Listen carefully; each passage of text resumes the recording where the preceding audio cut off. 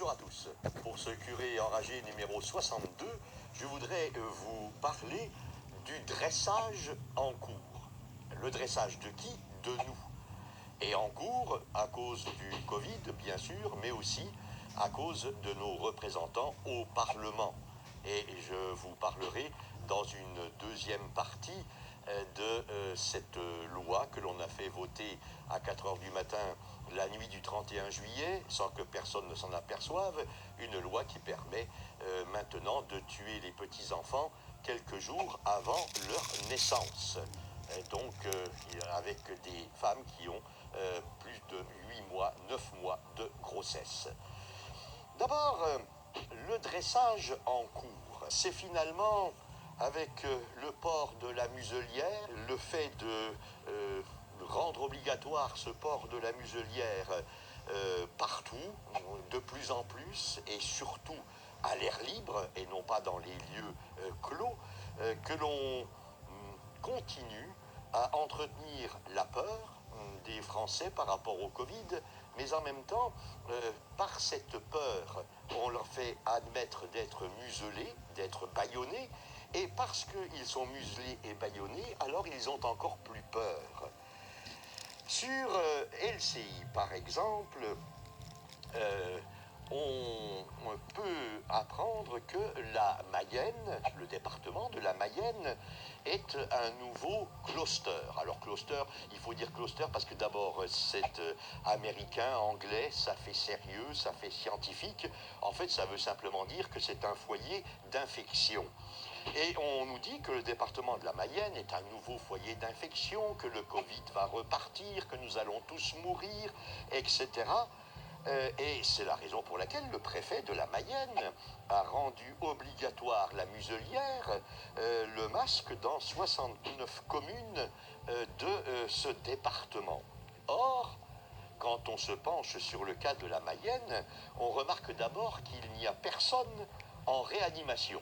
C'est bizarre, pour un Covid qui reprendrait, il n'y a personne en réanimation. Donc peut-être y a-t-il des gens qui ont le Covid, le coronavirus en Mayenne, mais ils ne sont pas malades et leur corps élimine cette mauvaise, très mauvaise grippe. Et ensuite, on s'aperçoit également que le nombre des décès dans le département de la Mayenne est tout à fait normal par rapport aux autres années, et cela depuis le début de la crise sanitaire. Autrement dit, la Mayenne n'est absolument pas le département le plus contaminé, où il y aurait la moitié de la population décimée par ce coronavirus.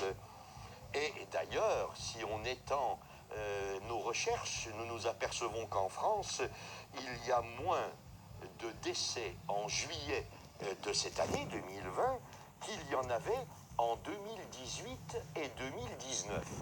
Autrement dit, nous faire croire que le coronavirus reprend, que nous allons avoir une seconde épidémie qui sera pire que la première, et tatati et tatata, tout cela nous a peur, tout cela fait que nous allons être muselés partout et tout le temps, tout ça pour simplement entretenir cette peur et nous faire obéir à toutes sortes de choses. Une autre investigation me permet d'avoir écouté un des collaborateurs principaux du professeur Raoult de Marseille, le professeur Philippe Parola. Il rappelle que le port du masque est utile pour le personnel médical, bien sûr, mais ça depuis toujours, quand on voit des vidéos sur les hôpitaux avec des opérations qui sont filmées, on voit que les médecins, les infirmières ont tous le masque, c'est normal. Le professeur nous rappelle aussi que c'est une bonne chose pour les personnes infectées et contagieuses, évidemment. Nous sommes bien d'accord. Et c'est une bonne chose aussi quand il y a des gens contaminés et qui se trouvent dans des lieux clos. Mais dans tout cela n'est valable que dans une période, une phase épidémique. Parce que sinon, comme le dit très bien le professeur Philippe Parola, il n'y a pas d'argument pour exiger des gens qu'ils se bâillonnent, qu'ils se musellent, qu'ils portent le masque dans des lieux extérieurs, les jardins, les plages, les routes, bref, tout ce qui ne comporte pas cette caractéristique d'être un lieu clos. Alors, pourquoi a-t-on finalement intérêt à museler les gens, à les bâillonner, à les masquer? Eh bien parce que pendant ce temps-là, on peut faire ce que l'on veut. La preuve en est que sur LCI, on a appris que le Parlement, soi-disant, n'avait pas étendu l'avortement jusqu'au 9e mois de la grossesse, c'est-à-dire quand le petit est déjà bien grand, parce qu'à 9 mois de grossesse, on ne peut plus dire que c'est un fœtus, ni que c'est un embryon, c'est vraiment un bébé. Le lendemain, d'ailleurs, il serait né, mais on le tue par avortement le jour avant. Et alors on nous dit non, l'IVG n'est pas étendue par cette petite loi, puisque c'est un amendement. C'est l'amendement numéro 524 de la loi sur la bioéthique. Alors nous savons bien qu'elle est ni bio, cette loi, ni éthique, encore moins. C'est un amendement qui a été adopté par les députés à la sauvette en pleine nuit, dans la nuit du 31 juillet 2020 au 1er août, à 4 heures du matin. Personne n'y était, bien entendu. Et finalement, cet amendement que l'on veut passer inaperçu pour encore mieux tromper les gens qui déjà sont muselés de toute façon, donc ils ont de moins en moins de liberté et les libertés publiques sont en grande disparition. Et alors finalement, cet amendement fait que faire un bébé est devenu comme réserver des vacances en un clic sur Internet, avec une annulation possible jusqu'à la veille du début du séjour. Alors on trouve ça quand on réserve des vacances, mais faire un bébé, c'est quand même différent que de simplement aller en vacances. Et est-ce qu'on a le droit d'annuler le bébé que l'on a fait 1 ou 2 jours avant qu'il naisse naturellement, autrement dit en le tuant dans le ventre de sa mère? Eh bien c'est ce qu'on a voté. C'est ce qu'en deuxième lecture, les députés ont voté.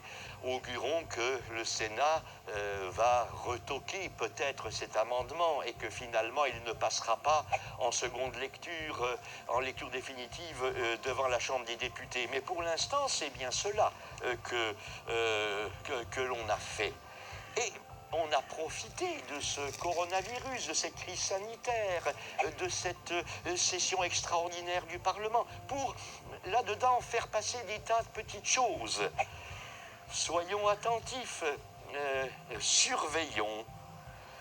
Alors bien sûr, on nous dit « Ah, mais ça n'est pas, on n'a pas voulu étendre l'IVG, on a voulu simplement étendre l'IMG ». Alors vous savez, c'est toujours ces sigles qui sont magiques parce qu'ils n'indiquent rien. IVG, IMG, TGV, voilà, ce sont des sigles, mais en fait, il n'y a pas grande différence. L'interruption volontaire de grossesse, nous savons d'ailleurs que le mot est mensonger puisque ce n'est pas une interruption mais un arrêt définitif de la grossesse et de la vie du bébé. Que l'IVG est complété par l'IMG, ça veut dire l'interruption médicale de grossesse, ce qui explique que nous avons 90% en moins de Mongoliens en France. Pourquoi? Parce qu'on les tue avant leur naissance. Donc bien sûr, ils ne viennent pas nous embêter par leur vie différente de la nôtre. Eh bien, cette magie du vocabulaire fait qu'on fait croire à l'opinion publique, c'est LCI qui le dit, que, ah non, les députés n'ont pas étendu le droit à l'avortement jusqu'au 9e mois, compris. Ah non, non, non, non, ils ont étendu l'interruption médicale de grossesse. Mais c'est la même chose, c'est le même bébé. Alors, on utilise ce mot interruption médicale de grossesse plutôt qu'interruption volontaire de grossesse. Mais le bébé elle-même, je le disais, Et lors du vote de la loi sur l'avortement en 1975, le critère de détresse fut abandonné car on considérait que ce critère de détresse de la femme était trop intrusif et trop invérifiable surtout. Une détresse psychosociale. Mais qu'est-ce que c'est une détresse psychosociale? Qui est en détresse psychosociale? Dans quelles conditions? Quels sont les critères? Qu'est-ce que c'est que ce psychosocial? Ça peut être dans mon esprit, ça peut être dans la société, ça peut être les deux. Je suis fatigué. Si je suis fatigué, est-ce que je suis en critère psychosocial? Et maintenant, donc, pour cet avortement permis jusqu'au 9e mois, donc c'est véritablement l'assassinat du bébé, c'est un infanticide, eh bien, on pourra le justifier par une détresse psychosociale. Mais appelons un chat un chat.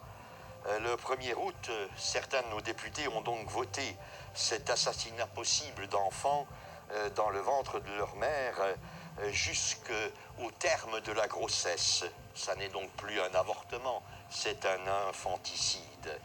Et cet amendement qui a été voté à la sauvette, finalement, permet que l'on tue qui l'on veut, comme on veut, au moins jusqu'à ce 9e mois de la grossesse, c'est-à-dire jusqu'à quelques jours avant la naissance naturelle de l'enfant. Voilà deux façons de museler.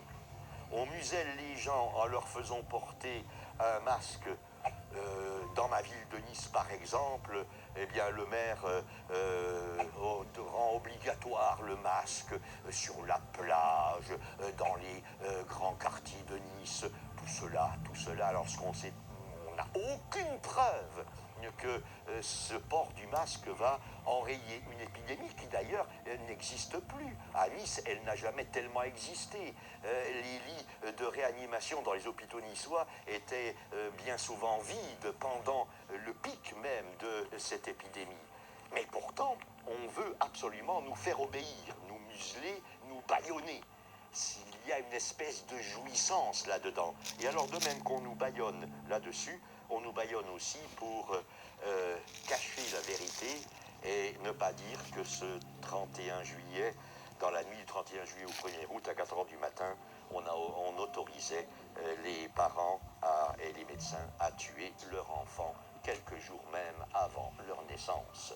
À nous d'être vigilants, à nous d'être libres, à nous d'éradiquer de nos esprits ce nouveau Dieu de la sécurité, ce nouveau Dieu du confort, ce nouveau Dieu de la consommation, au détriment de la liberté. Car finalement, si nous sommes créés à l'image et à la ressemblance de Dieu, c'est bien en étant des êtres libres. Alors soyons libres, c'est ce que je vous souhaite, c'est ce que je nous souhaite.